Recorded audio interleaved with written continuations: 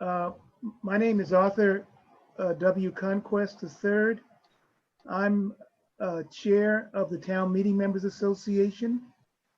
Uh, I'm very glad that you have tuned in to this uh, session here. It's a triple header in terms of who is involved in presenting this. First with the League of Women Voters, and also with the Neighborhood Alliance. I just quickly want to introduce the other members of the Town Meeting Members Association who are involved. Harry Friedman, who is the recording corresponding secretary, Ernie Frey, who is the recording secretary, but I also want to mention Susan Cohen, who's the treasurer, and George Abbott, who's the vice president. We have come here today or this evening, to have people who are presenting warrant articles to town meeting, which is coming up November 17th. And there'll be the presenters as well as people who will share what their warrant articles are all about.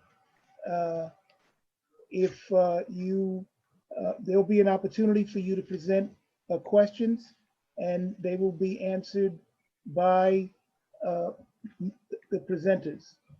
I want to thank people for coming together and hope you enjoy the experience. Thank you very much.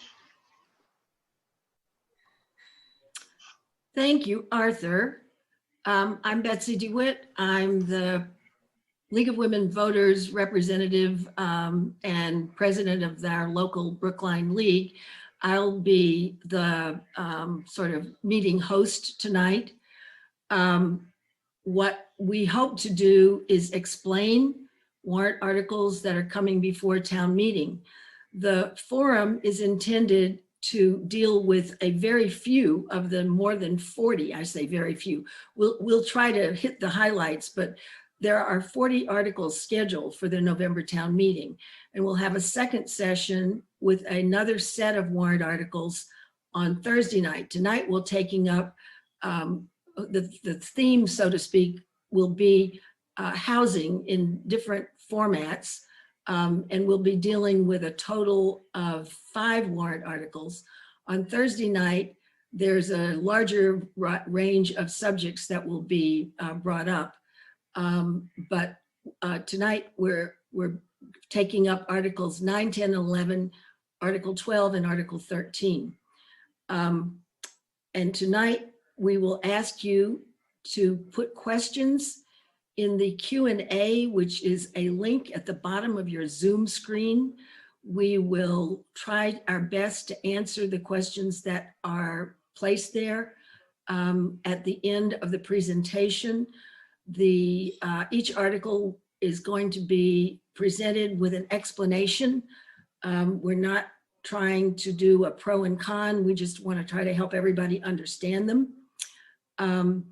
So we begin with Articles 9, 10, and 11 that are enacting regulations for short-term rentals under recent Massachusetts state legislation. In this case, the petitioner is the select board. Sometimes people always sort of think of these things as Airbnbs, but there are many units and there are a variety of other booking agents. They're not just Airbnb. It's been estimated that there are many as 300 or 400 units of short-term rentals currently in Brookline. Our speakers are Paul Warren, Scott Gladstone, and Victor Panak, who are going to give us an overview of the articles and then answer questions. Paul is a member of the advisory committee. Scott is a town meeting member and a real estate attorney. And Victor is a member of the town planning department who gathered data in order for these warrant articles to be prepared.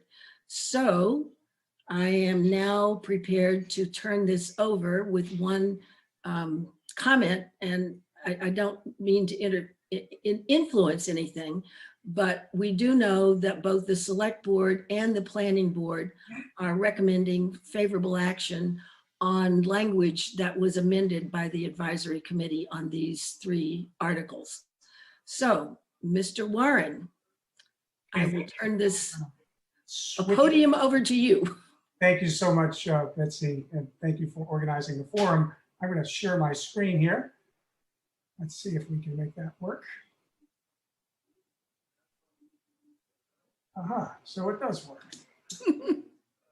Technology is wonderful. So good evening. My name is Paul Warren. I am in fact a Precinct 1 town meeting member, and as Betsy had mentioned, a member of the advisory committee. This evening, I have the honor of providing an overview of the proposed short-term rental regulations, which are covered by 3 articles, Warrant Articles 9, 10, and 11.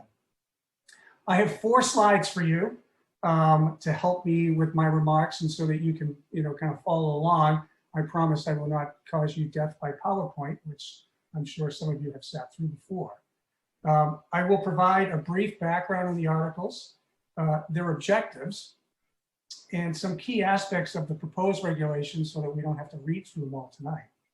I'll then close with a brief summary of the articles that will be voted on. But before I begin, I'd like to thank the planning department for their leadership in developing these regulations and for their collaboration with the advisory committee as we worked to refine the language over several weeks. In particular, I would like to thank Victor Panak for his help with the amendments and for ushering the articles through the many public hearings and meetings. It's a labyrinth of meetings that these things have to go through, and he was really helpful. I need to switch to my next slide. There it is. So first on the background, in general, short-term rental is the rental of a portion of a dwelling or a whole dwelling, typically for a period of time ranging from 1 to 31 days. The rise of online booking sites has made it easy for operators to connect with guests, resulting in a booming short-term rental industry. The most popular sites include Airbnb, VRBO, Booking.com, and HomeAway, and there are others. In 2018, the legislature passed short-term rental regulations that provide for the collection of local option room tax for short-term rentals.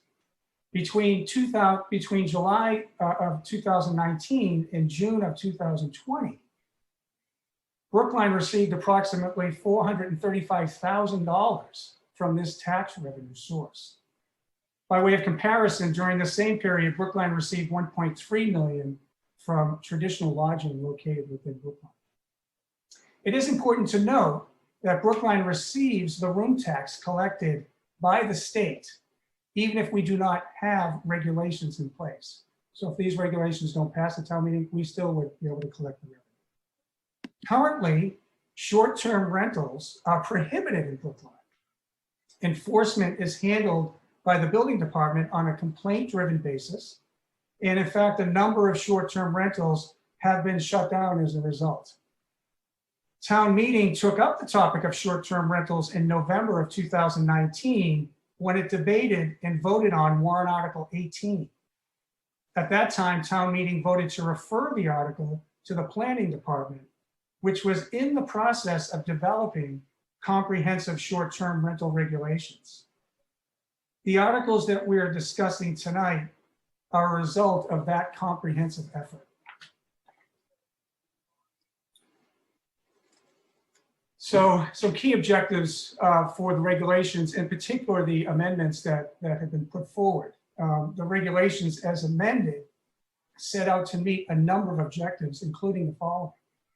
First, to protect Brookline's long-term housing inventory against conversion to short-term rental use, which frankly has been happening for several years within Brookline.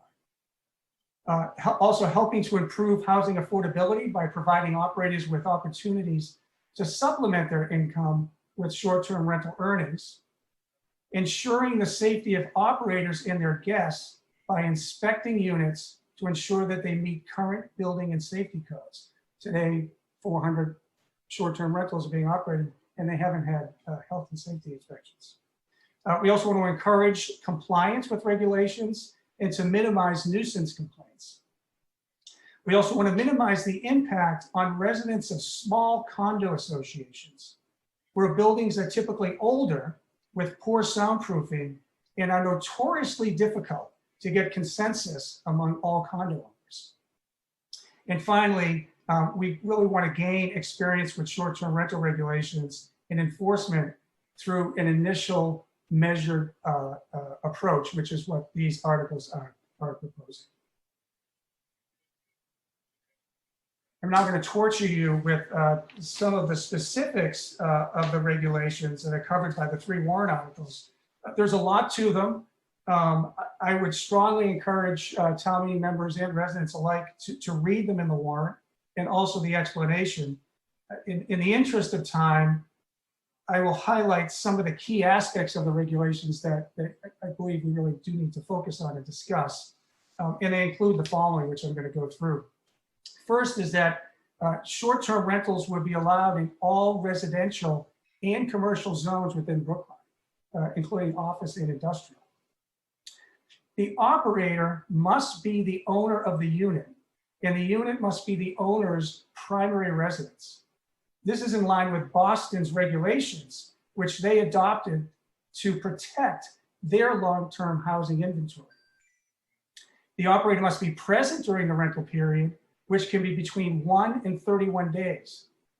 The operator's presence is an important component of accountability in reducing nuisance complaints.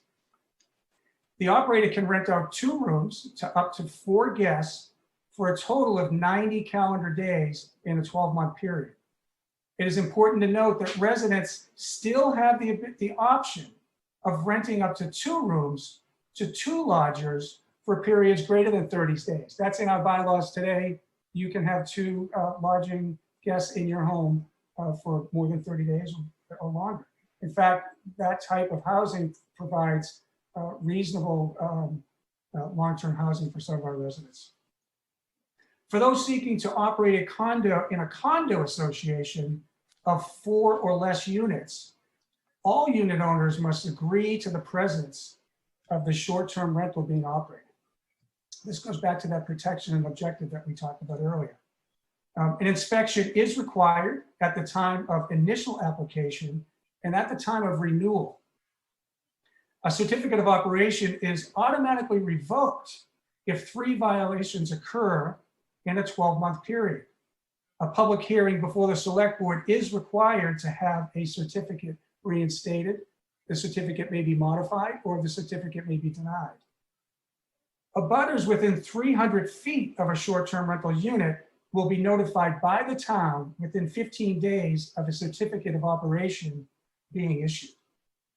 And for transparency, the town must publish active certificates on the town website, as well as any violations that have been assessed against the operator. This information will be updated at least monthly. To aid the town in proactively ensuring that short-term rentals being offered in the town are in fact properly licensed, there's a provision that calls for any entity that advertises short-term rentals in Brookline to provide the town with operator information. Boston does this with Airbnb, and it's a best practice to help reduce non-compliant operators. And then lastly, the enforcement agents for these regulations will include the building commissioner, the director of health and human services, the fire chief, and the town administrator or their designees. The select board will have the authority to charge a licensing fee to offset the cost of administering and enforcing these regulations. So to wrap this up and move on to others in Q&A, there are 3 articles that the town meeting members will be called to vote upon. The first is Article 9, and this article amends the table of use regulations in the zoning bylaw, adding a new use, short-term rentals. This article will require a 2/3 vote to pass.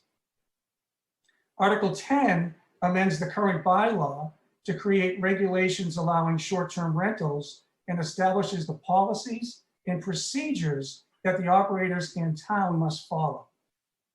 Article 11 amends the current bylaw establishing the building commissioner, director of health and human services, and fire chief and town administrator as the enforcement agents. As Betsy had mentioned, the select board and advisory committee both voted positive action on the amended warrant articles.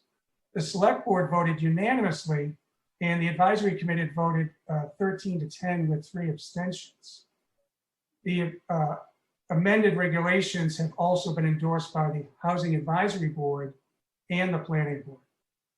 And in closing, I just want to mention that if these regulations do pass at town meeting, they will go into effect on January 1st, 2022. So there'll be more than a year to prepare and refine the regulations for implementation. So with that, I'm going to conclude my remarks. Thank you. Thank you. Victor, would you like to add anything to the comments that Paul has made, either on the technical side or on the history and background for these warrant articles? No, I think Paul did a fantastic job of essentially summarizing the articles as they now stand. The articles were somewhat more permissive when the select board submitted them to the warrant, but after they went through the various committees and boards, the select board accepted the amendments to the articles that were proposed by the advisory committee. So at this point, the articles stand as Paul described them. The only thing I would add is he did mention that this was essentially a creation of the planning department. I would expand that to say that although it was sort of led by the planning department, we did involve quite a few other departments, including fire, police, health, town council, and the select board's office. So it was really a very multidisciplinary team that crafted these regulations. Okay, then Scott, you have some overview thoughts and comments? Yeah, that's how I would say it. As part of my practice, I do a lot of helping people with zoning issues in Brookline before the Zoning Board of Appeals.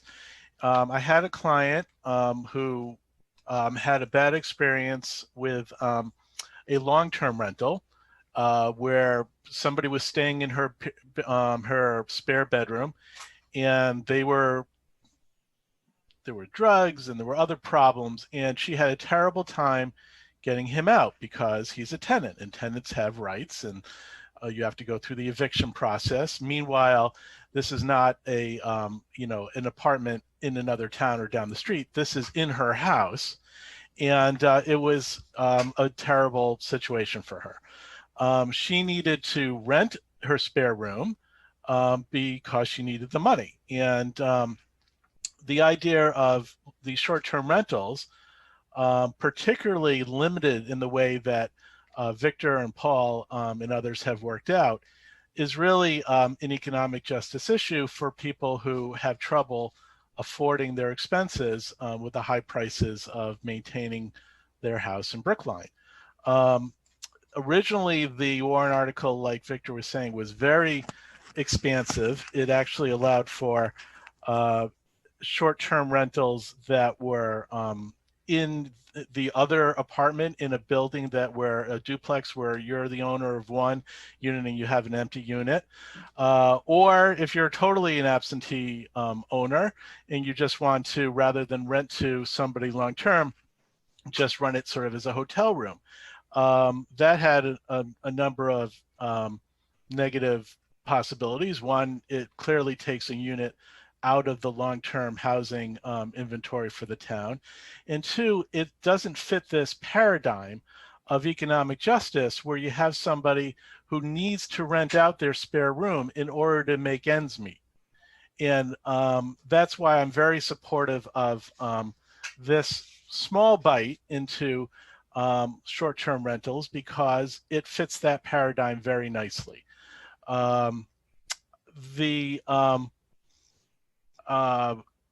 I would say I'm a little bit, I think it goes a little bit too far. Well, let me first say that the other real advantage to passing this, as opposed to the status quo of maybe hundreds of scofflaws who are renting their units out, short-term rentals, without being shut down because there hasn't been a complaint that has shut them down, is that now the health department and the fire department are going to come in and they're going to inspect these units. And they're going to make these units safe in a way that hotel units and lodging house units are. So it's going to put these units on parity with those, those others. There had been a complaint that, well, the hotel rooms are, they have to meet all these standards. Why shouldn't the Airbnbs? Well, if these pass, then you're saying that those similar kinds of safety regulations are going to be put in place, and that's good for everybody. So saying no to this is saying no to safety regulations. I think it actually goes a little bit too far in some ways to restrict the right. Like Paul was saying, if you're in a condo building of 4 units or fewer, every condo owner has to agree to it.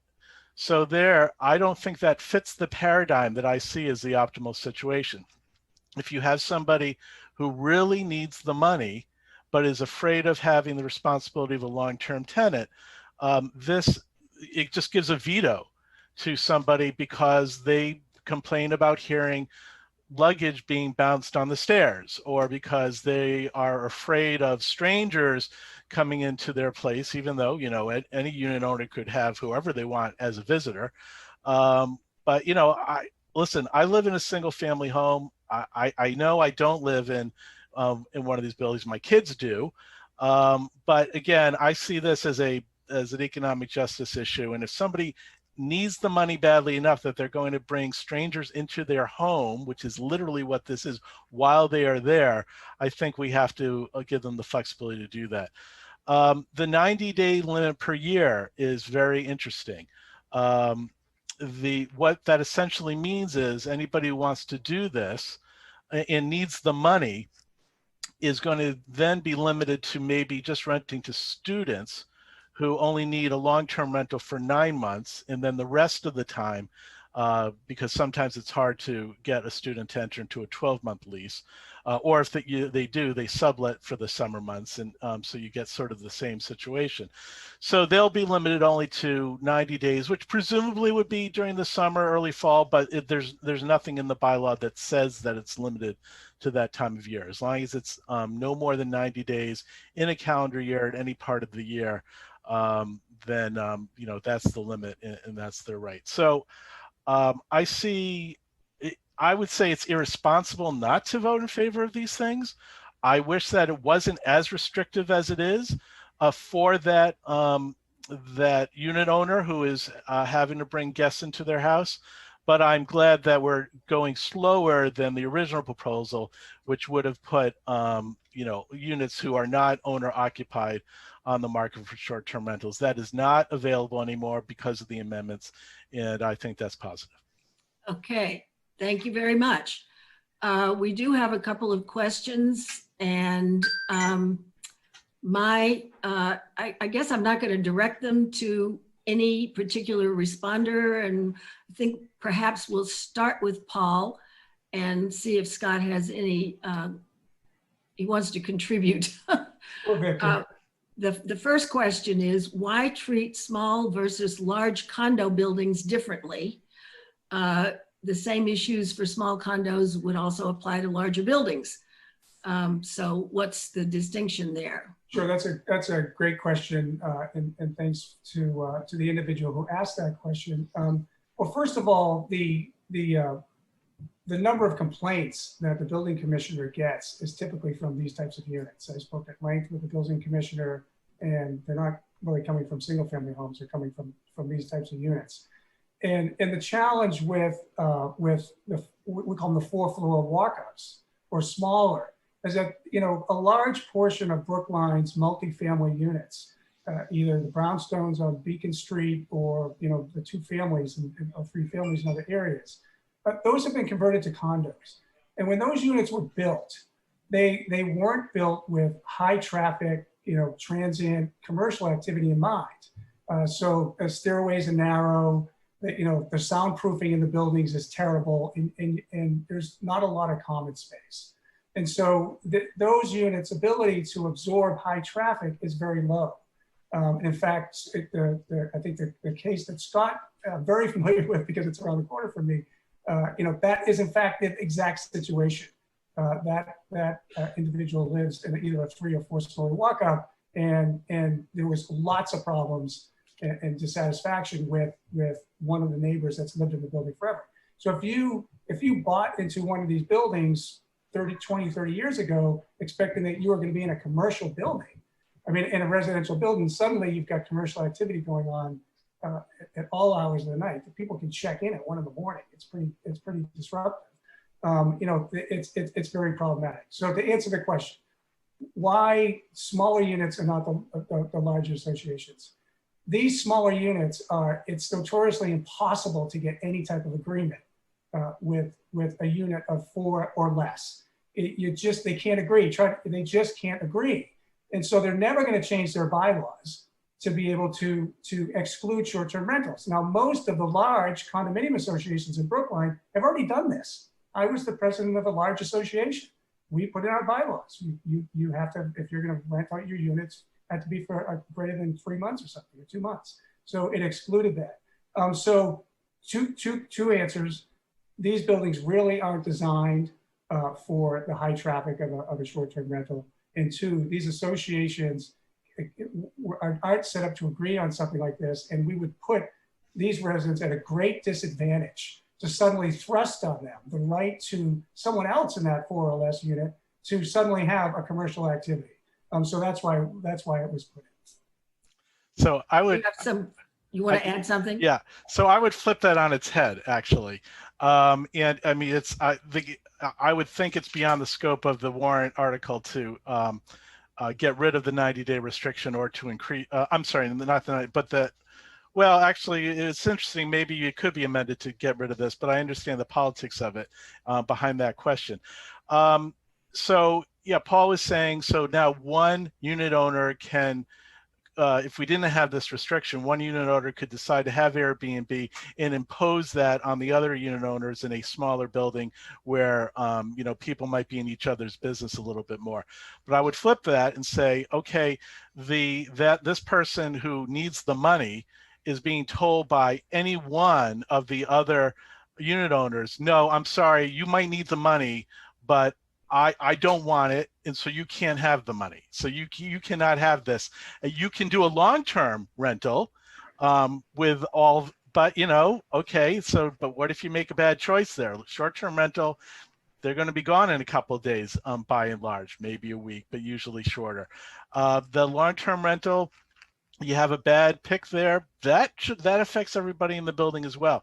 So I would flip the question. I would say I think particularly in a smaller building where, people should, I could see the other side, but I just, again, this is an economic justice issue. And if that's where you live in one of those smaller units. Oh, and by the way, as Paul's right, the larger professionally managed buildings already changed their bylaws to say, no, you can't do short-term rentals. So if all the rest of the condo buildings in town, everybody, one person in that building, in all those buildings says no, then this is only for single family homes. As a practical matter, this is only for people who live in their own single family home. And I don't think that's fair or right. And it doesn't meet that economic justice paradigm I've been talking about. Okay. We have a simple sort of direct question. Is this not, will this not, or is this not allowing a commercial use in a residential area? And does this not dramatically change our zoning and impact on would this short-term rentals basically radically change the nature of a residential district? I think that's another great question, and I would like to hear from Scott. And I think Scott has a comment too. I just saw his hand up. that there's the land court case, Scott, which you're probably familiar with. The town of Hull had a case where there was someone who was renting. I think the person owned 2 homes on a lot and was renting out the second property on a short-term basis. And the town came in and shut it down and said, you're conducting a commercial activity in a residential district, and that use is not allowed. And the land court actually upheld that. So, you could point to that and say, and I'm not a lawyer, so Scott he could run over me on this one, but there is that case. And this was raised extensively at advisory. And I think one of the reasons why you see the split at advisory was for this reason. A commercial activity into a residential zone. But I think if it's managed well, the way that I think is being proposed in these regulations, I think it's managed. So, but I'd love to hear Scott's point. Yeah. And again, saying no to these articles means that a very broadly in place market industry that's already here goes unregulated. So that's an important point here. So a couple of things in the commercial aspect. For one thing, our bylaws already allow, under certain special permit conditions, home offices. Psychologists, acupuncturists. We already have some limited, under certain rules, commercial uses in residential areas. Also, as Paul had mentioned, Use 51 already and for a long time has allowed long-term rentals in all these places. So what's the difference as far as commercial activity or not commercial activity between long-term and short-term? By the way, Use 51 says the renting of not more than 2 rooms is lodging without separate cooking facilities for not more than 2 lodgers, period. Well, there's a little bit of something else, but it's not relevant. You notice there's no time limitation put in that Use 51. It doesn't say for 31 days or more. And that's an issue. And the person who lost that ZBA case, Paul's neighbor, has appealed it. I mean, I'm not the lawyer. She's doing it herself, but she's appealed that, and because it's simply not what our bylaw says, and it could be argued short-term rentals is already is legal in Brookline, except that the building commissioner has decided it's not because of a theory he has, and so he does enforce it. And so there we go. We're in this gray area of it's there, it's not regulated. The issue of saying no is kind of a legal question that's up in the air. If we put this bylaw in place, that legal question goes away. It'll be very clear how we regulate short-term versus long-term. And I think that's the common ground here, Betsy. It's just that having this in place without any regulations is a formula for disaster. Nobody knows what's expected. Nobody knows what can be enforced. If you suddenly get annoyed with your neighbor, you can rat them out and they're going to get shut down, and there's no real process. There's safety issues. I agree with Scott on a lot of the points he made, and especially that we have to do something. And the approach that's being put forward is do something, and let's be careful with it, and figure out how to make it work, and then if we need to adjust, we adjust in the future. So we have another question that's a bit of a follow-up to this kind of cluster, concerned about people who normally have historically had the ability, when they perhaps went away, possibly in the wintertime to Florida for a month or two, rent out their home to someone who would stay there while they were away. And it doesn't seem that is a category that's being addressed in this set of warrant articles.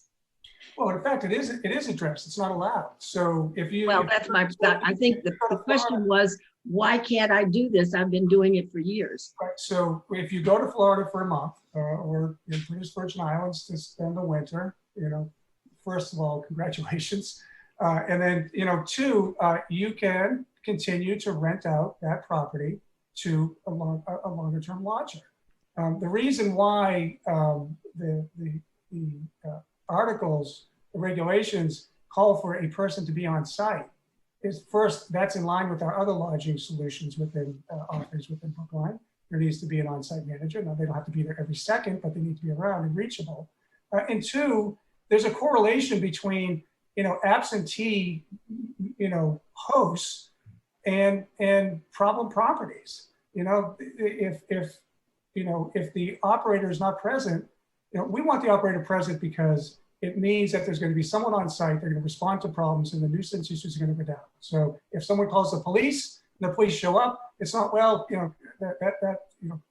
Sally's in London for the month. You can't reach her. And the only alternate to that is you bring in professionally managed companies, and now you start getting into this waterfall issue of starting to potentially take longer term properties off of the market. But that's my view. Victor, did you? I saw you had your hand raised, I think, on this one. Did you? You have to unmute yourself, Victor. Thank you. Yeah. No, I had my hand raised for the previous question, and I just wanted to echo Scott's comment Go about right ahead. residential zoning districts don't necessarily mean that all of the uses that happen in those districts are exclusively residential. As you mentioned, we do allow home occupations, and there are several other non-residential uses, but they're restricted, just like these short-term rentals would be. As to this question, I did want to say that the warrant articles, as they were originally submitted by the select board, did allow for the home unit rental, short-term rental type, which this is what the question is referring to. And when I say we, I mean the planning department and the other departments that worked on this, felt that that was an important type to allow because it was so common in Brookline. But there are, of course, downsides that I think Paul covered well. Without the owner being present during the rental, there is a increased risk of misbehaving guests, however you want to term it. But that's it. Thank you.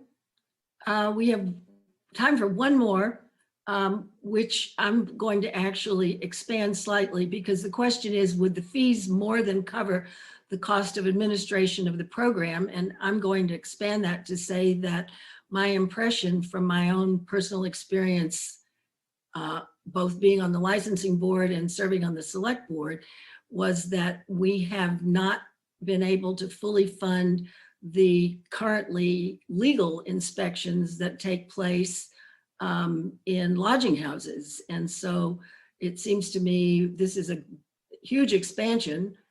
Do we intend to pay the cost? Do we intend to allocate the budget to cover the costs? Right. So, well, first of all, we have already allocated budget in special town meeting 2. I think it's warrant article 2 is the budget amendment, and you'll see in there that money's been allocated to the building department for an additional building inspector in anticipation of having to enforce short-term rentals. In fact, it was in the budget earlier, but it got moved out because of COVID, the reductions in revenue because of COVID. It's certainly the fees for the initial application can be raised. And then, this is up to the select board, but, there should be an annual fee for being able to operate a short-term rental. It's a license. And so, I think the select board has some discretion on, how much money to raise and how to do it to cover costs. And the idea is that there, if you get 300 or 400 of these things, I don't know how many there'll be. There's not that many right now because of COVID. But we could certainly raise some fees in order to support the enforcement of it. Yeah, I just add that the regulations were drafted specifically to allow for the select board to set the fee at what it needs to be to cover the costs of enforcement. We specifically didn't set a fee in the bylaw for that reason. There's also another important provision that I didn't put into the slides, which I should have, that the select board has. In fact, I just want you to confirm this. Sometimes I get over my skis a little bit, but the select board actually has the discretion to reduce the number of units in certain areas. So if they're finding that there's too many units in a specific area, of a certain type, you know, I believe they have the ability to place a cap on that. Is that correct, Victor? Yep, a cap on the number of short-term rental units was envisioned as something the select board could potentially add on as part of their additional regulations. I think it says it specifically as an example in the bylaw. It says, you know, the select board will have the power to establish regulations to, and then it provides a few examples, one of them being a cap on the number of units. I think there's a lot of, you know, the details that can be at the discretion of the select board as these are refined and implemented over, if it were to pass over the next year or so. Okay, and Scott, do you have any thoughts on this topic or? No? No. Okay. Nothing to add. Then I think, unfortunately, we're running out of time. And I appreciate all of the discussion. I'm very happy that we were able to answer some of the questions, if not all of the questions. But I do hope that after this, people who particularly may be town meeting members will be better prepared when these articles come up next week, because there is, we've already seen and heard, it's a very substantial set of issues that have to be addressed and probably need to be addressed comprehensively in order for it to be effective. So thank you for participating and helping us understand these. And then I think we will have a very short moment of silence while we gather together our next warrant article presentation, which will be on the Community Preservation Act. So we have to get our speaker queued up with his slides, I believe, that he would like to show. Warrant Article 12 is a proposal to accept the Community Preservation Act, and the petitioner is the Land Bank Study Committee. David Lescoyer, a member of the committee, will explain the CPA and the multi-step process for adopting and implementing the legislation. The funds collected are allocated through a set of required steps with a focus specifically on community housing, open space, and historic preservation, although funds can be allocated for some other purposes as well.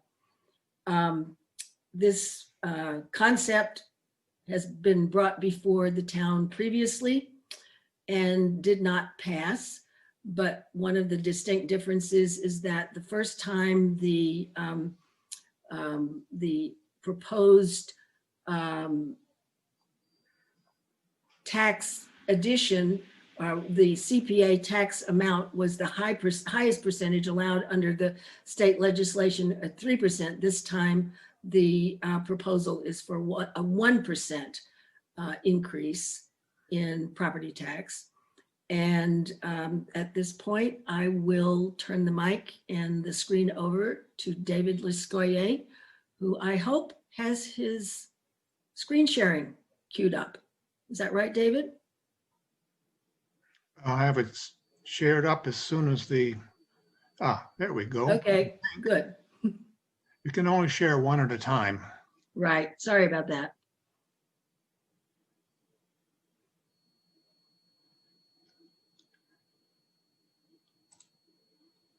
Do we see it?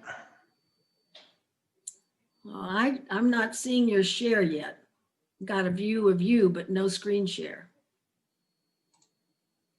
Thought we practiced this. Yeah, I'm not. Okay, Does Catherine have your slides, David? yeah, but they're not in the same order. Oh, okay. Now do you see it? Try again.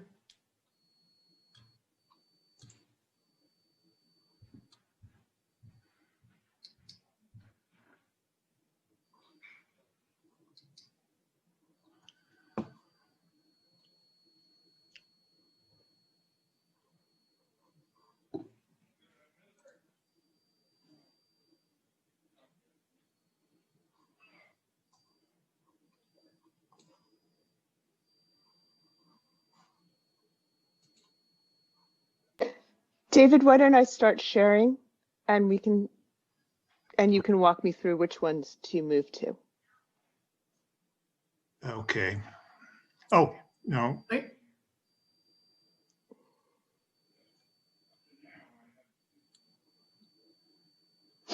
okay, we're gonna have to do it that way, I guess. We'll try to be flexible. Right.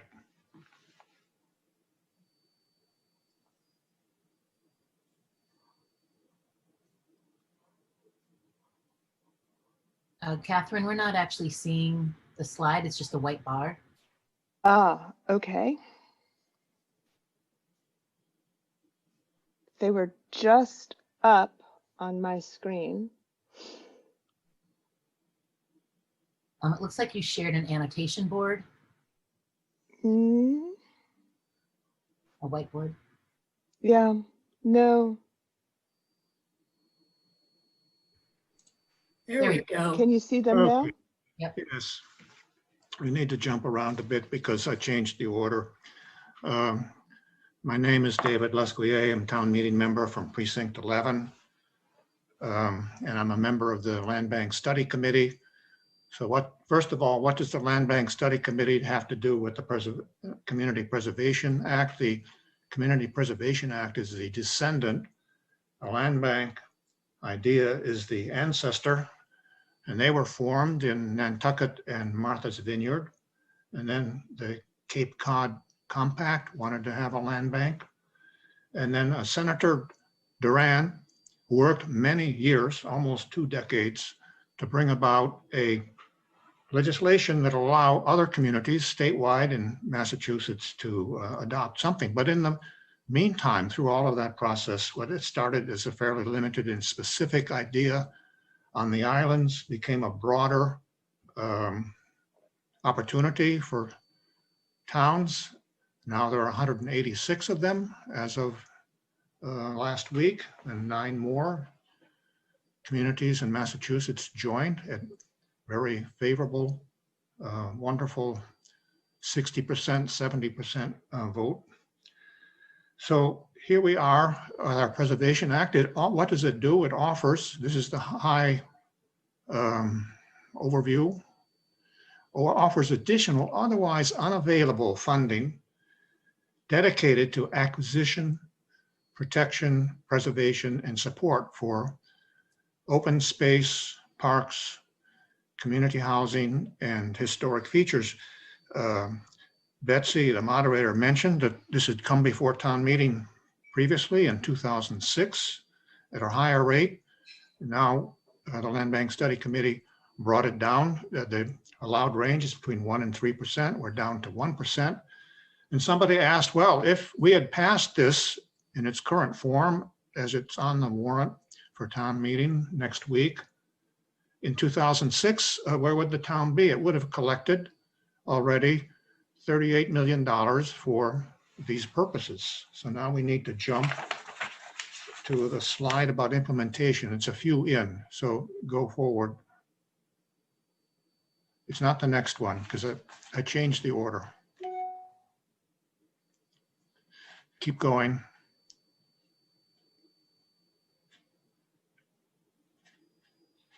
One more. No, one more.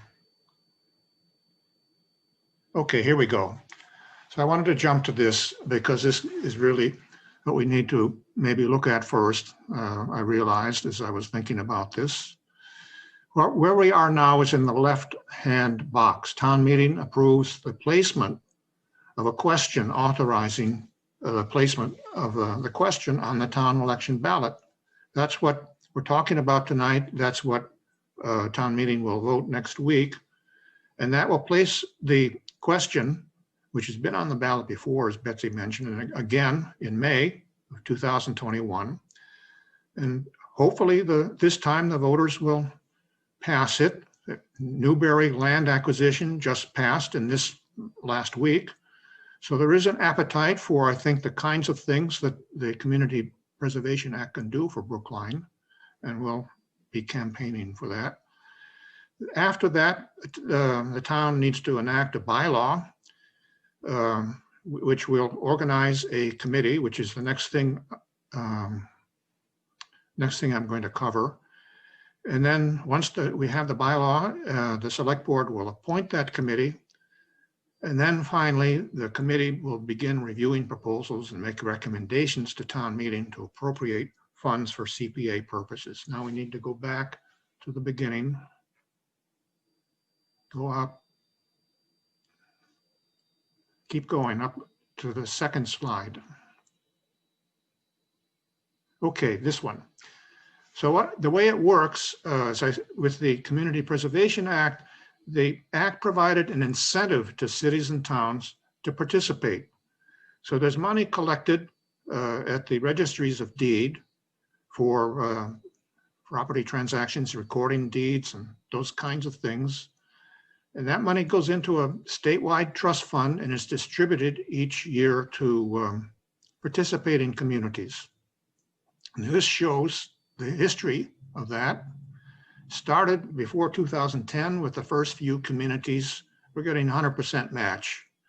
As more communities joined, the match went down because there are more ways the pie needed to be divided. Then the legislature increased the fees at the registry and added money from the budget surplus each year of the state budget. A bit of that extra money, some of it went into rainy day fund, some of it went back, distributed to communities in their Community Preservation Act. So this year, and what we had written in the explanation for the warrant article, we were looking for around 30%.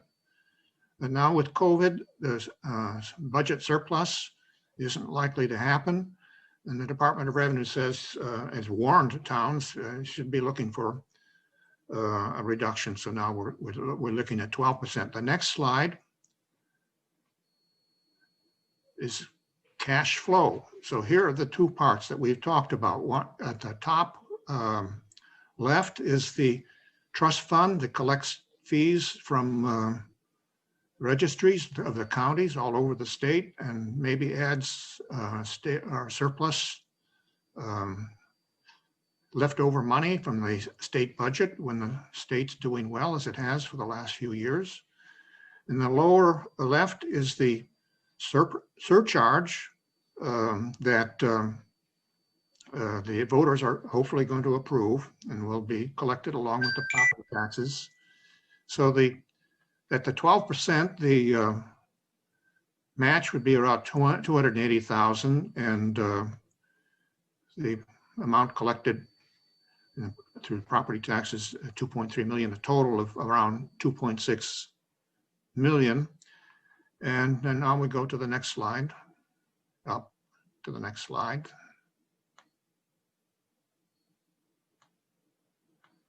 One more slide, there we go. So the money then is in the Brookline Fund, which is administered and managed by the appointed committee. And this committee has ex officio members from the Planning Board, Housing Authority, Conservation Commission, Parks and Recreation, and Historic Commission. These are the required seats that the law says that the committee must provide for, and then there are up to 4 additional ones are allowed. So a total of 9, and the select board appoints those. And they receive, as I said, review proposals and make recommendations for funding, appropriations of funding to town meeting. And there the money can go in 2 different ways. It can go to the Affordable Housing Trust Fund, and the Housing Advisory Board is able to find other matches, leverage other money, combine that money, and that can go into a variety of affordable housing, community housing projects. So that's the next thing we'll talk about. And for other projects like historic preservation and parks and recreation, there's also money available. People ask, well, where's the money coming from? It can be federal money, it can be state money from various programs, it can be private money from foundations, but all of that comes together. In the case of some other communities, the amount of the leveraged match money is 3 times more than the community preservation money. In the case of Somerville, in the case of Newton, they've done a tremendous job of finding other money. They're multiplying their CPA money by 6. Okay, the next slide. This is very important. So here now, this slide is called categories and uses. And once we have this money and the proposals are submitted, they have to meet certain allowed uses. So on the right-hand column, these are the uses: acquisition, creation, preservation, support, and rehabilitation. And across the top are the categories: open space, historic, preservation, recreation, and housing. And there's 2 little asterisks on the categories that, according to the Community Preservation Act, the town must allocate at least 10%. So that is 30% is earmarked. The rest of the money is discretionary, can be distributed according to these, according to priorities and proposals and opportunities and matches that are available. So now with regard to the housing, you see on housing, that's the only column where all of them are yeses. And there's a special additional allowed use for housing called support. And that's funding for rental assistance programs, planning staff, advocacy, and affordable housing coordination. So it's a broad category that I think can provide money that otherwise sometimes is hard to find for those purposes. Okay, moving on to the next slide. So here is a summary of the benefits on community affordable housing. It's new construction, major repairs, meaning envelope and roofs and things like that, rental assistance, advocacy and coordination, leveraging matching funds to multiply the CPA's funding for community housing. Generally, in other communities, there's more money leveraged, that the CPA's leverage than the CPA money itself. Recreation and open space includes enhancements, upgrades, planning, design, consulting, rehabilitation, expansion of recreational facilities, and acquisition of open space. Now, it could be that they're not going to have expenditure on open space, but the money, at least 10%, is earmarked into that, and it accumulates year by year. And hopefully over time, it'll be enough money, plus the ability to for the CPA to engage in borrowing through bonds, so that if there was an open space property available, the Community Preservation Act can afford the town some agility to be able to take advantage. Under historic preservation, it's planning, rehab, restoration, research, consulting, improving access, stabilization, safety of historic assets. So now I'm moving to the next slide. So now, as I mentioned, we're talking about a 1% surcharge. So what would that mean for taxpayers? For the median value single family home, which now is paying a median tax of $13,487. 1% of that is $135. So the increase in tax would go from $487 to $622. On you see on condos, median is $4,343, $4,345. Okay, next slide. Well, we already passed that one, so continue. So this is my last slide and my wrap up, I think, in the time that's allotted. Let's make Brookline the next community. There, as I mentioned, there are 186 already, 9 that came in November. Hopefully we can check the box next May. And here are pictures of some of the kinds of projects that other communities have been able to accomplish. And also a slide for some posters, yes on 3. So maybe in May we'll have a question 3 for CPA. I hope so, and I hope everybody's going to support it so that we can get on board. Thank you. And I can't remember if I actually said this before, but the select board and the advisory committee have recommended favorable action. I believe the original language may have been amended somewhat, but favorable action is. It's coming up for reconsideration at the advisory committee tomorrow, and they're going to go back to the, I believe, to the select board language. That is, the chair of the Land Bank Study Committee is a member of the select board, Heather Hamilton, and she's lobbied vigorously with the advisory committee to harmonize on the select board's recommendation. Thank you. So I guess I have to say, I'm not seeing any questions. Did I miss something, folks?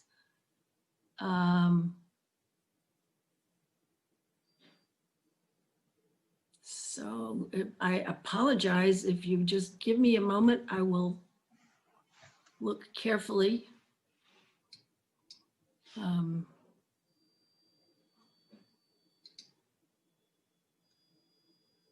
But we don't seem to have had questions on this particular set of. Betsy, it's been sent to you twice. Harry, it's not in my chat. Where in the world? All right, let me keep looking. Sorry, I apologize, folks. Well, I hate to say it, but this could be some sort of Zoom thing. Would you like me to read it to you? I'm afraid I will ask you to do that because I have nothing appearing at the moment. Okay. I apologize, everybody, but we do want to answer questions. So if you'll just, I'll back off and you'll hear the questions being read. Please, Mr. Friedman, go forward. The questioner said, I am concerned that these type of proposals make Brookline less affordable.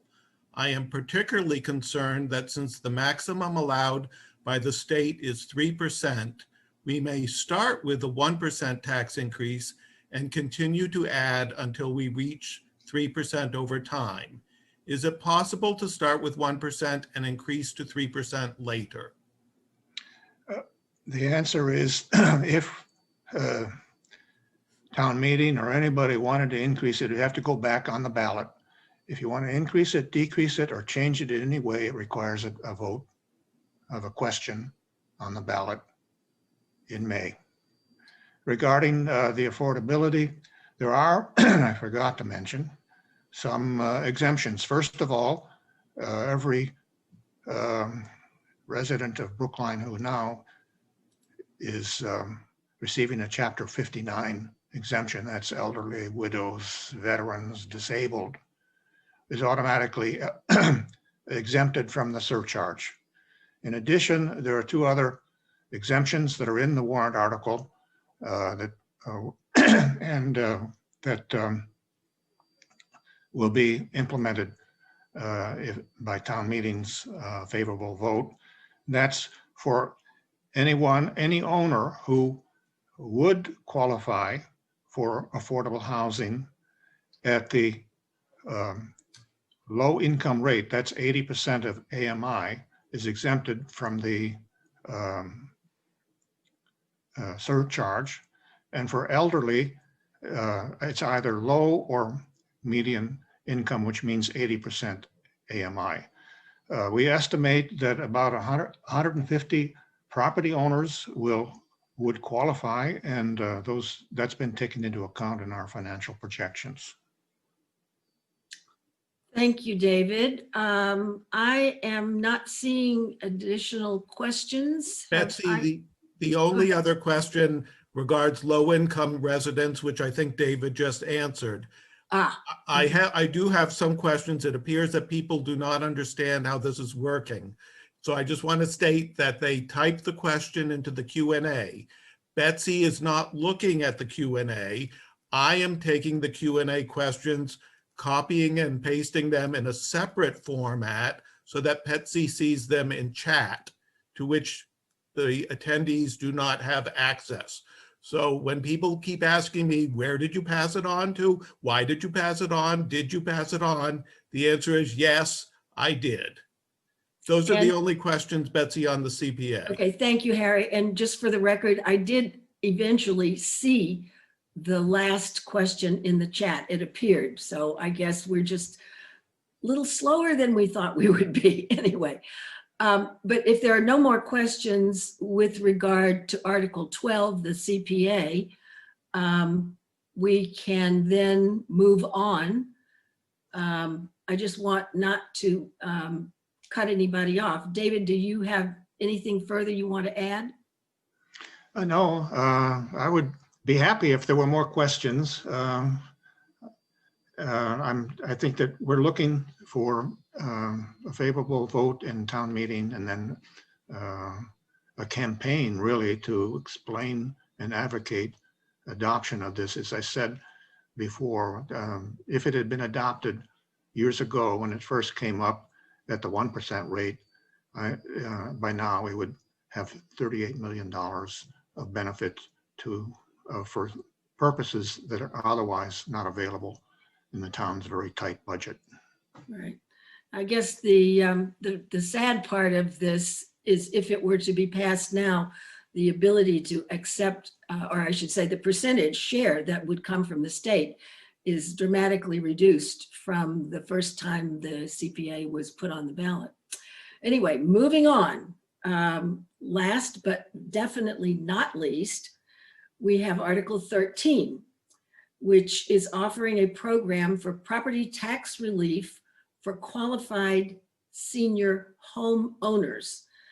The petitioner is the Moderators Committee on Elder Tax Relief, and our speakers are Susan Granoff, a member of the committee, and Harold Peterson, a member of the Board of Assessors, who I believe also participated in the Moderators Committee. You can clarify that for me, Harold, if I got it wrong. At this point in time, the Select Board has voted no action, but the Advisory Committee has amended the warrant article and is recommending favorable action. So if either of you have an ability to update this information, we would welcome it. And therefore, I will turn over the platform for speaking to Ms. Granoff. Susan. Hello, thank you. I'm Susan Granoff. I'm chair of the Moderators Committee on Elderly Tax Relief, a town meeting member for Precinct 7 and a member of the Advisory Committee. You're correct. There have been no changes or updates since since your update. Warrant Article 13 is the culmination of over 2 years of exhaustive work by our committee, which was established by the 2018 annual town meeting.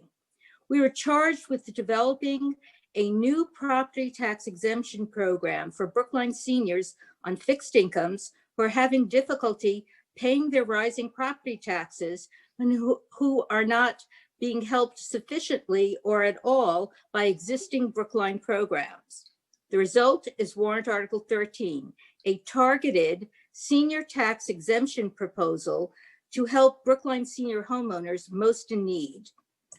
It's modeled after Sudbury's highly successful program that has been in operation since 2014 and which has been adopted by many other communities such as Concord, Wayland, Hopkinton, Andover, and Reading. Our program functions the same way as Sudbury's does and has the same basic qualifications with one exception. Under it, no qualifying senior homeowner is required to pay property taxes greater than 10% of their total gross household income as long as they pay at least half of their annual property tax bill. To qualify, the senior homeowner must be 65 or older, have resided in Brookline for at least 10 consecutive years, have a prior year's gross household income low enough to qualify for the state circuit breaker income tax credit, own and occupy a Brookline home with an assessed value no greater than the prior year's average assessed value of all Brookline single-family residents, both condos and single-family homes, plus 10%, which currently is about $1.3 million, and must not own excessive assets. Our proposal has one additional qualification. It requires that the senior homeowner also be unable to qualify for Brookline's senior tax deferral program, despite a good faith effort to do so. The reason that these seniors are unable to qualify is because they have a conventional mortgage on their home. The problem arises because state law requires the town to have a first lien on the home of any participant in the tax deferral program, while federal law requires all lenders of conventional mortgages also to have a first lien on the mortgage property. The senior homeowner with a conventional mortgage is caught in the middle, and no matter how low their incomes might be, they cannot defer their property taxes. We estimate that our proposal could help about 100 senior homeowners with a median household income of under $35,000 a year. Most of these seniors have been spending more than 50% of their total household income on their housing expenses, which economists consider to be a sign that they are experiencing severe financial distress. They are predominantly seniors who are female, unmarried, and living alone. The new program would be revenue neutral. It would be funded by a small tax surcharge of 1/4% on all residential property, set annually by the Select Board, up to a maximum of 1%. A 1/4% tax surcharge would result in a very small annual tax increase of $11 for a median valued condo and $34 for a median valued single-family home. This program has many advantages. It has a fixed, knowable, and relatively modest cost, and could easily take account of future overrides, debt exclusions, and inflation. It's based on Sudbury's time-tested popular program, one that is familiar to state legislatures, and as a result, much more likely to get approved. It makes sound financial sense and is cost-effective for the town to help senior homeowners age in place by means of a tax exemption of about $2,000 to $4,000, because seniors typically make fewer demands on town services than do other residents. For every senior who can no longer afford to stay in their home and sells it to a young family with children, it is likely to cost the town over $50,000 or more per year. Finally, these seniors are deserving of the town's help. Most have been paying their full property taxes in Brookline for decades and have made a long-term investment in our town. We shouldn't turn our backs on them now that they are struggling to pay their property taxes, which have been increasing as a result of the many recent overrides and debt exclusions that our town has needed to accommodate the unanticipated growth in Brookline's school-age population. This program will make a qualitative difference in these seniors' lives and allow them to continue to live and age in place in the home and neighborhood that they have come to love, while at the same time encouraging greater economic diversity in Brookline. Thank you. Thank you. And now, Mr. Peterson, can we bring you to the surface? Here I am. Good evening, or go ahead. Welcome. Good evening, I'm Harold Peterson.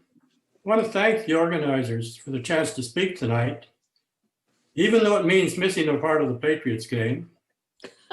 But that's not the big deal it used to be, is it? In terms of background, I've lived in Brookline for over 50 years, been a member of the Board of Assessors for 30 years.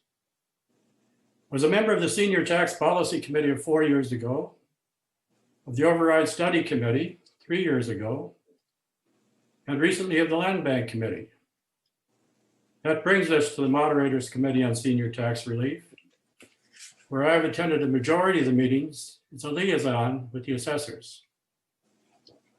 The key question of Warrant Article 13 is this: should we grant a large tax exemption to a small group who admittedly need help to be paid for by all the rest of us, including many others who also need help? Brookline has an estimated 300 senior households who spend more than half their incomes on housing and are either eligible for a tax deferral or are ineligible due to a mortgage restriction, as Susan has said. Spending more than half your income on housing is a widely accepted measure of severe financial distress. Again, as Susan has said, but it's not just the economists, it's the social workers and others as well who concede that. This is where the tax deferral comes in.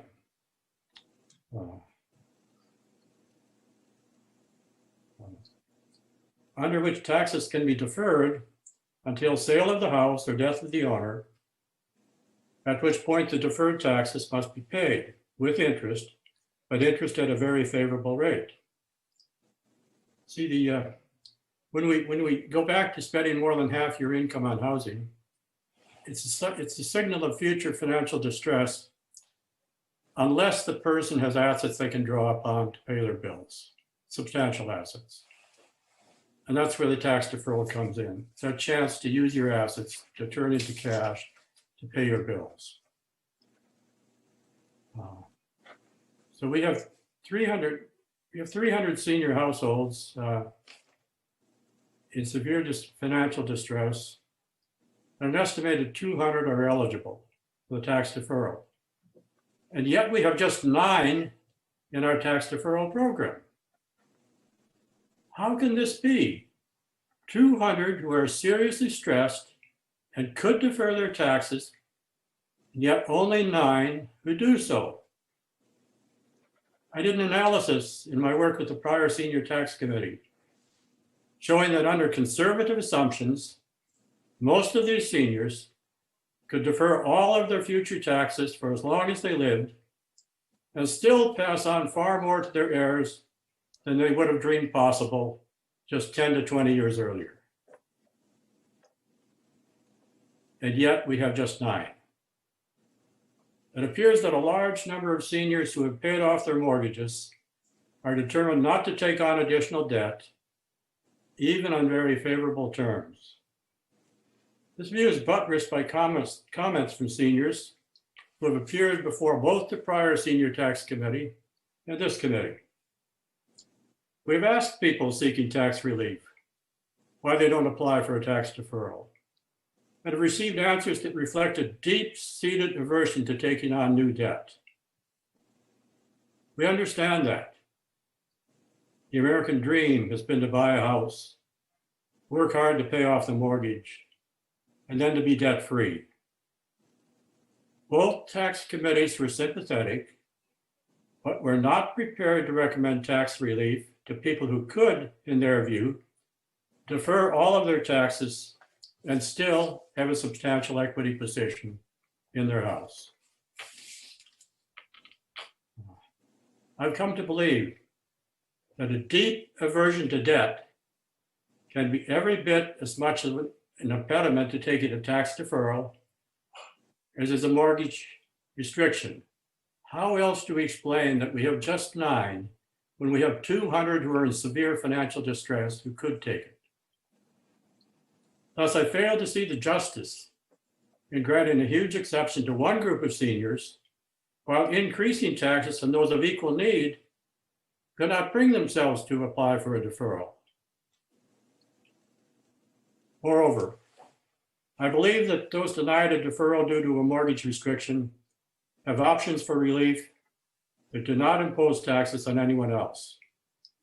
Note first that not all mortgages, not even all conventional mortgages, prevent one from receiving a deferral. Just in the past year, the assessors granted one deferral to someone with a conventional mortgage from a local bank and also granted one deferral to someone who had a reverse mortgage. So not all mortgages do disqualify you from seeking from a tax deferral. Under Massachusetts law, people with reverse mortgages are eligible for a tax deferral. The mortgage holder holds the senior lien, but the assessors are permitted to grant a junior lien, provided there's adequate equity in the house. And we've done so. This means that a senior taxpayer with a restricted conventional mortgage and with substantial equity in the house or condo could take out a reverse mortgage, pay off the conventional one, and then be eligible for a deferral. To do so would involve some cost, and it would require substantial equity in the home. So do those in the target group have that substantial equity? I believe they do. Or at least those who've been in their homes for at least 10 years. Brookline owners in the assessed value range of Warrant Article 13 have experienced average price gains over the past 10 years of 76%, or in dollars, an average of nearly $400,000.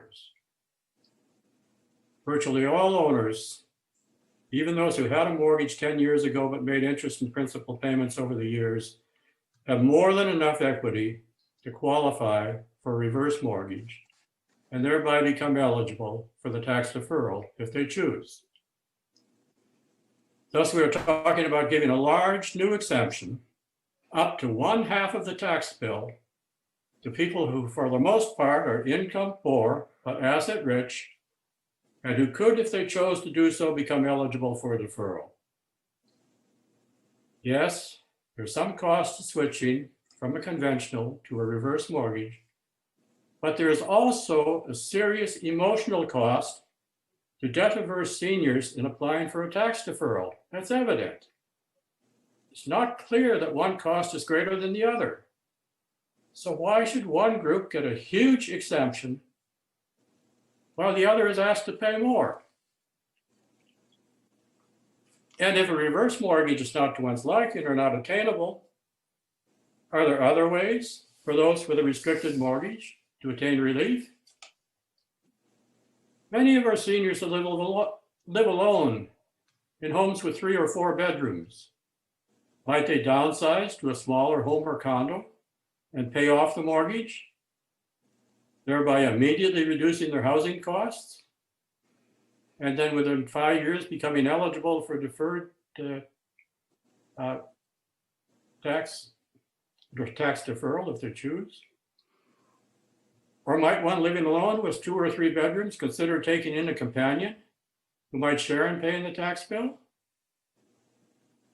Or if none of these solutions are workable, we do have a tax assistance fund in Brookline that might provide some relief until the mortgage is paid off. In short, there are ways for one with a restricted mortgage to find relief without increasing the taxes on others. And what about others of equal need who would be asked to pay up to an extra 1% in real estate taxes? I say up to 1%. We just heard 1/4 of 1%, but the warrant article states that it could go up to 1% in the second year. So that's there in the article. Up to 1% in extra taxes on top of the new normal of plus 5% due to overrides and debt exclusions. We have an estimated 2,200 such other targets, 400 owners and 1,800 renters, none of whom are eligible for tax deferral, and all of whom are spending more than 50% of their income for housing, are seriously distressed. That's 2,200 more people, in addition to the ones we were talking about, who are seriously financially distressed and cannot get a tax deferral. Please Do we want to conclude. ask these 400 owners and renters to the extent that tax increases are passed along to renters? To pay more in taxes in order to grant the proposed exemption? Finally, if we were to seek legislative change, which this article would, why not ask the legislature to simply update the language of the tax deferral statute to grant assessors the option to take a second lien to a conventional as well as to a reverse mortgage, provided the town is protected by adequate equity in the home? Wouldn't this be seen as a matter of simple justice? To treat all mortgages the same with respect to granting a tax deferral? And wouldn't it solve the problem the Moderators Committee has brought to our attention? When the legislation for tax deferrals was written, virtually all mortgages were granted by local banks and held in-house. Then if someone wanted a deferral, we could easily contact the bank, and if they could at all, they would grant the assessors the right to have the first lien, and they would take a second lien. That's what's happened. That's exactly what happened in the one with the local bank this year.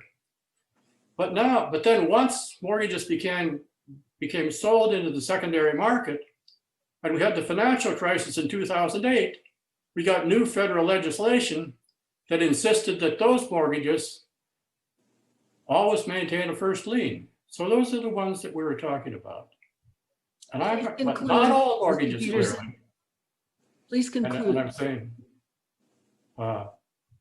they have options. Thanks. I could also speak on administrative problems of implementing the proposed act, which are by no means trivial, but I suspect my time is up. Yes, that is correct.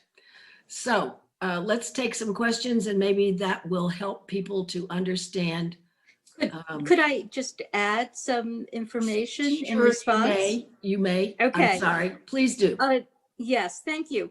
Our committee actually consulted with the Joint Committee on Revenue at the State House, which is the committee that would have to approve of any change in our requirement to have a first lien in the tax deferral program. And we were told that it would be highly difficult to get that change because Brookline is somewhat unique. Our property value tends to remain high and keep getting higher, but in about 2/3 of the state, property values fluctuate very, very greatly and can remain low and decreasing for many years at a time. And so the thought is that if municipalities are allowed to take other than a first lien position, it would be fiscally irresponsible because when the property gets sold, it may very well be worth much less than it was when the tax deferral was taken out. And so they regard even granting a community like Brookline a bad precedent, and they don't want to encourage it. So we were discouraged from pursuing that aspect of it. The other thought in response to what Harold was saying is I too was on that predecessor senior tax policy committee, and we worked very hard to improve the town's tax deferral program. And I too am disappointed there aren't more seniors in it. One of the advantages of this program is that I think it will bring added attention to the tax deferral program, because any senior applying for our new program would have to first apply for the tax deferral program. So I think it would have a byproduct of it is that it might actually improve the number of people participating in it. And finally, when I was using the term conventional mortgage, I meant it to mean those that are sold on the secondary market. It is true that all portfolio mortgages and reverse mortgages would not disqualify someone from participating in the tax deferral program. And these people would not be permitted to take advantage of this exemption. But for those people who have mortgages, I don't think we should be in the business of telling people they must refinance, particularly when they've held a mortgage for quite a while. That would put them at an enormous disadvantage. The other thought is that just because we can't help everyone in need, as long as we could help some people in need, that's a positive. And we can still work for other programs that could help the ones that we aren't able to help. But this is a program that we have a clearly identifiable group who cannot participate in the tax deferral program. And as Harold said, they have a great percentage of their income is going for housing costs. This is a program that could really help them. It would also give the town the ability to test out the Sudbury program. If it turns out that people really like it and we want more people to participate in the program, we have drafted it in a way that the town meeting could decide to open it up to more seniors without having to go back for State House approval. That's why we have the percentage of the tax surcharge going up to 1%. But in terms of the number of people who would actually need it for the more limited version of the program, I agree with Harold that it's highly unlikely to ever require more than a 0.25% surcharge. Thank you. I think rather than pursuing this anymore, I'm going to take questions because I think the audience actually may want to know things that we haven't addressed yet. For example, someone has said, why does the town allow only a small annual window for application for this relief? With this obstacle, I have been eligible for 12 years and have never been able to apply. That's an administrative thing. Is this a state legislature or bylaw? What is this? I think Harold would be the one to answer that. I'm not quite sure. Are we talking about the person who has this Maureen sold in the secondary market?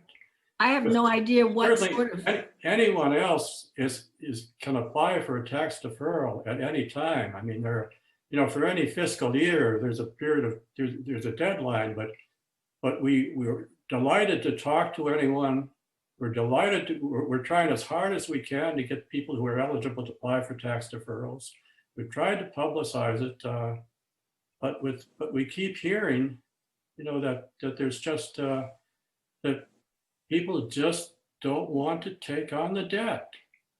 Even though they're. So can I stop you just for a minute? Because I think all of this is very confusing and I'm not sure how easy it is to tie these bits together. But for beginners, when you talk about the tax relief program that's currently available, it's a deferral until the property is sold, correct? A deferral until it's sold or until the person dies. Until the property changes hands. Yes, and then the taxes, it's called a deferral. At that point in time, the taxes must be paid with interest. And one of the things we did with the prior committee was to cut the interest rate to a below market rate, to a very, very favorable rate. I believe it's currently 2.14%. It will be lower next year after the end of this year.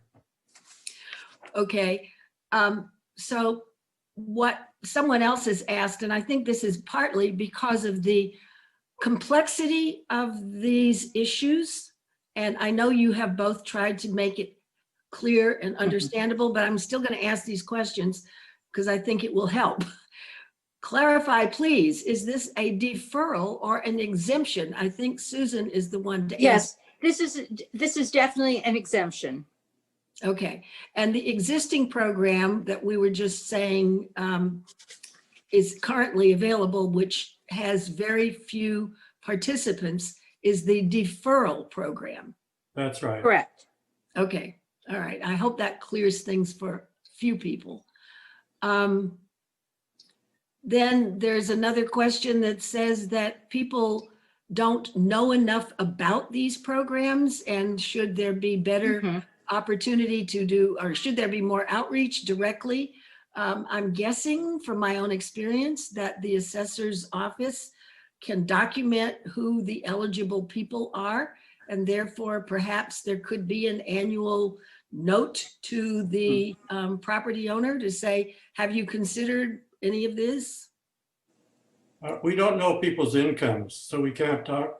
I mean, No, but you do know them by age.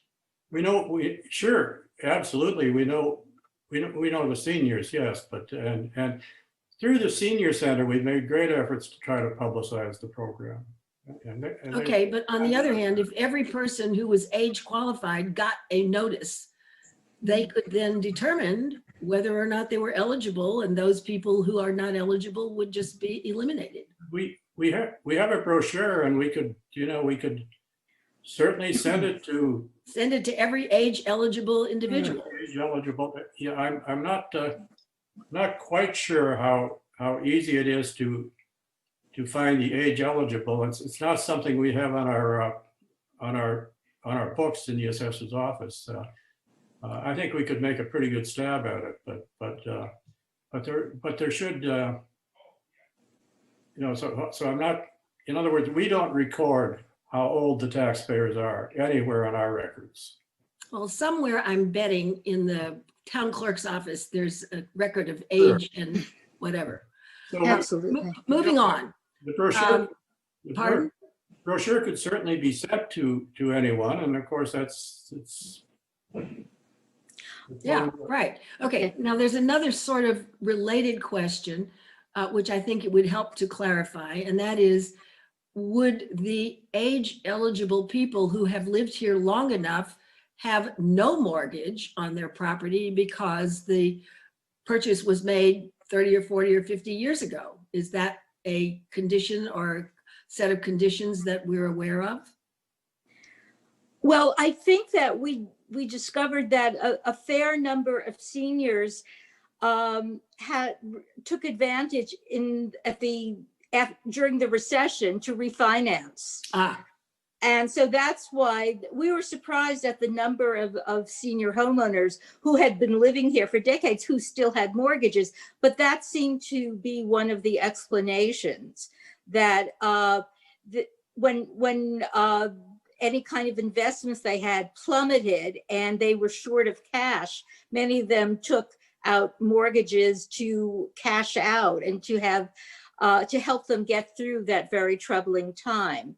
But of course, the other suggestion that our committee has made is that when the town census goes out in January, that there be a brief survey describing these types of the tax deferral program, the work off program, and ask for people who are age appropriate to respond, to tell us, have they heard about these programs? If they haven't participated, why haven't they participated? And also to give them a number where they could call and get more information. Because I think it's a difficult problem, but I think we need to develop new ways of making people aware of these programs. I don't believe it is a problem of lack of information. I really do believe that it's this extraordinary reluctance to take on debt. That's what we heard from taxpayers when we asked them directly.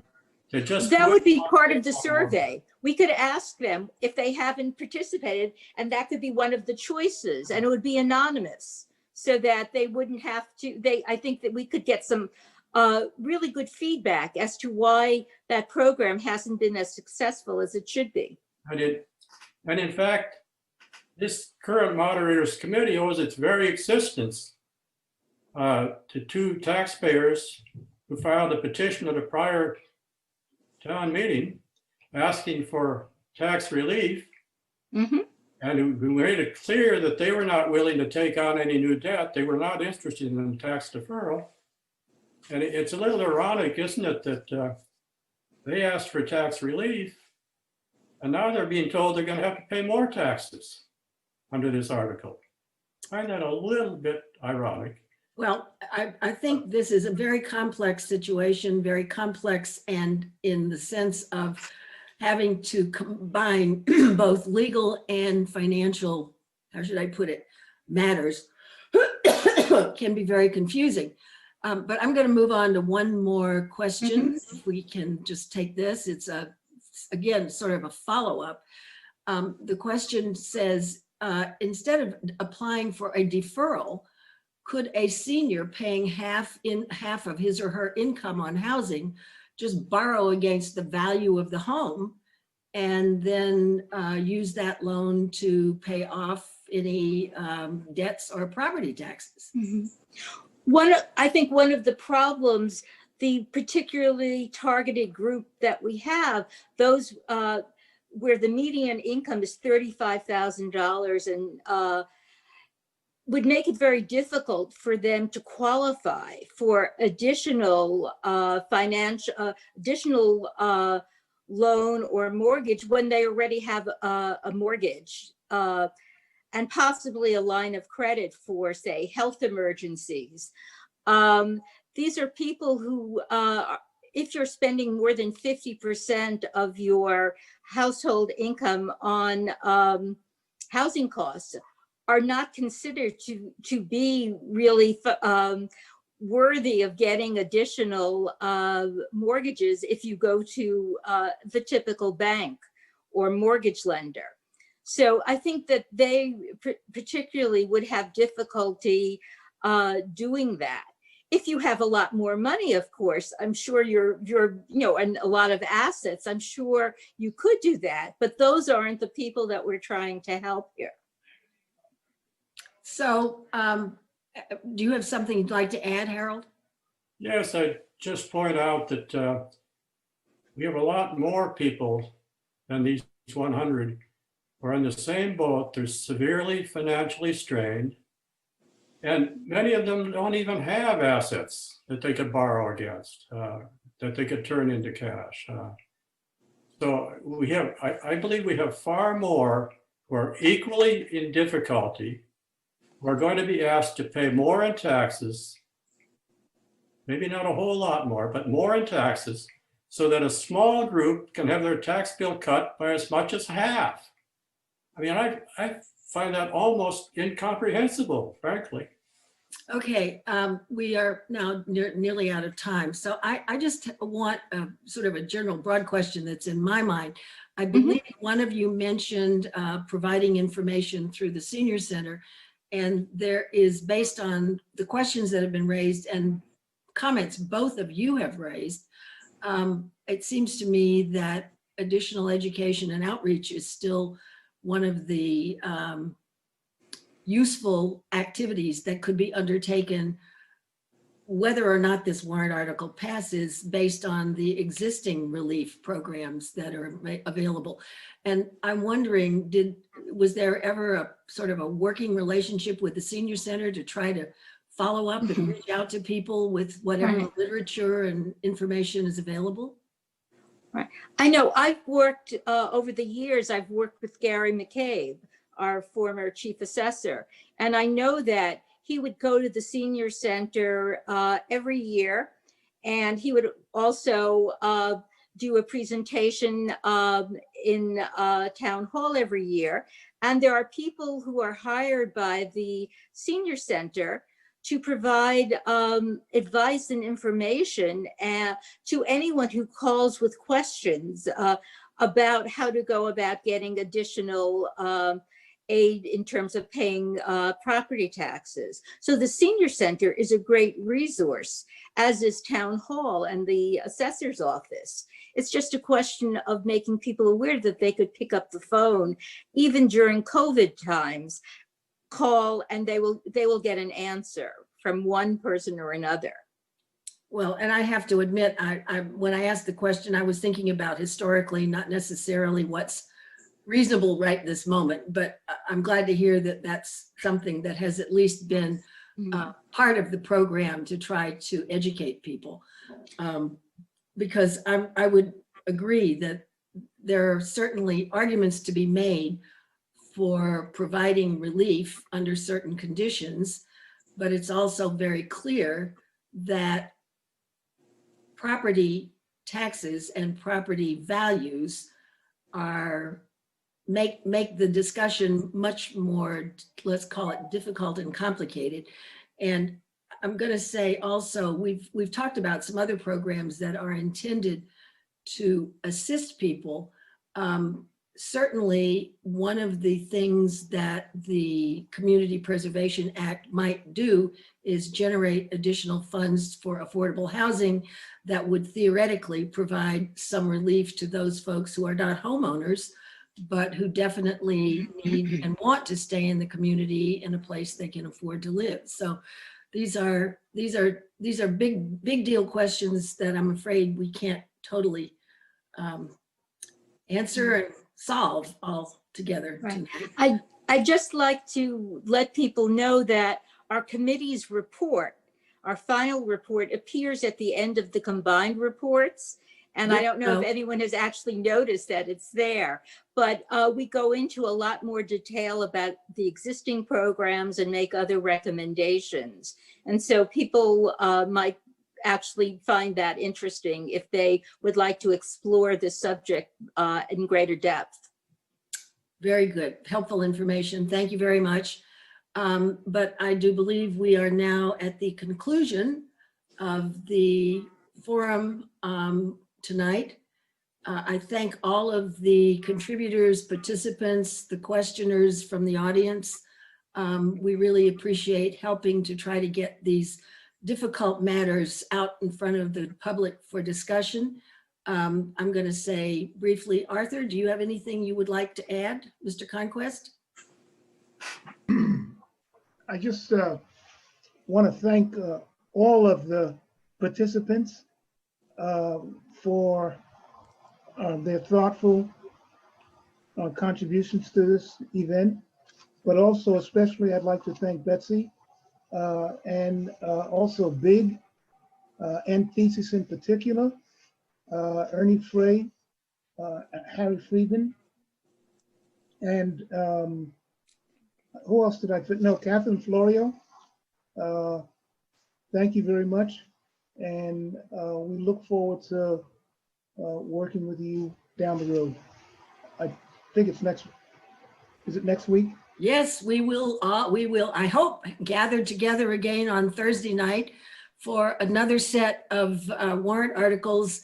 On Thursday night, they are not clustered in quite the same by topic. I guess these weren't exactly the same topics, but the ones on Thursday night will include 19 and 20, which is whether or not the town clerk should become appointed as opposed to currently who is elected. Resolutions on town budgeting, which there will be, I think, another interesting discussion.